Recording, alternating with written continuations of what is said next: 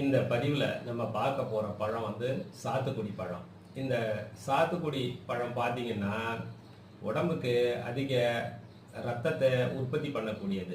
இப்போ சாதாரணமாக ஒருத்தவங்களுக்கு ஆப்ரேஷன் பண்ணியிருக்கிறாங்க, அவங்களுக்கு ரத்தம் நிறைய லாஸ் ஆகிருக்கு அப்படின்னா இந்த சாத்துக்குடி பழத்தை வாங்கி ஜூஸாக புழிஞ்சி குடிக்கலாம். சரி, ஜூஸு குடிக்கக்குள்ள ஐஸ் போடாமல் குடிக்கணும். ஐஸ் ஒத்துக்கு நல்லா இருக்கிறவங்க ஐஸ் போட்டு குடிக்கலாம், கொஞ்சம் நோய்வாய்ப்பட்டவங்க ஐஸ் போடாமல் குடிக்கலாம்.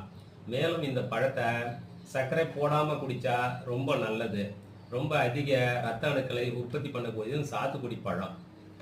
இந்த பழத்தை எனக்கு சளி பிடிக்குது, அடிக்கடி உடம்புக்கு பழமே ஒத்துக்க மாட்டுது அப்படின்றவங்க வந்து இந்த பழத்தை ஜூஸாக புழிஞ்சி கொஞ்சம் வெந்நீர் கலந்து சர்க்கரை போடாமல் குடிக்கணும். சர்க்கரை போட்டால் இன்னும் கொஞ்சம் அதிகமாக சளி பிடிக்கும்.